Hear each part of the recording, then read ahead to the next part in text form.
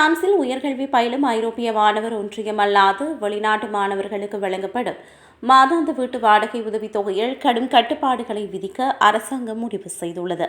2026 ஆண்டுக்கான வரவு செலவு திட்டத்தில் முன்மொழியப்பட்ட இந்த மாற்றத்திற்கு பிரான்சின் அரசியலமைப்பு சபை அனுமதி அளித்துள்ளது.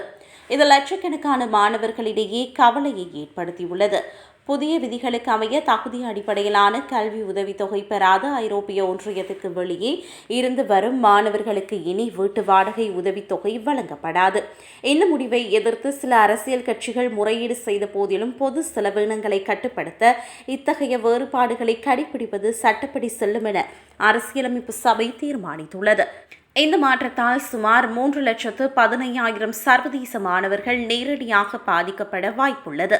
வழக்கமாக ஒரு மாணவர் பிரான்சில் கல்வி உதவித்தொகை பெற வேண்டுமெனில் குறைந்தது 2 ஆண்டுகள் அங்கு வரி செலுத்துபவராக இருக்க வேண்டும். தற்போதுள்ள தரவுகளின்படி ஐரோப்பிய ஒன்றியம் அல்லாத மாணவர்களில் வெறும் 2 முதல் 3% மட்டுமே இந்த தகுதியை பெற்றுள்ளனர் என்பது குறிப்பிடத்தக்கது. நிதி ரீதியாக பார்த்தால் தகுதி இழந்த மாணவர்கள் ஒவ்வொருவருக்கும் மாதம் 100 முதல் 250 யூரோக்கள் வரை இழப்பு ஏற்படும். இதன் மூலம் பிரான்ஸ் அரசு ஆண்டுக்கு சுமார் 200 மில்லியன் யூரோக்களை சேமிக்க திட்டமிட்டுள்ளது. இது ஒட்டுமொத்த வீட்டு வசதி வரவு செலவு திட்டத்தில் 1% எனினும் குறைந்த வருமானம் கொண்ட மாணவர்களுக்கு இது மிகப்பெரிய பொருளாதார சுமையாக அமையும்.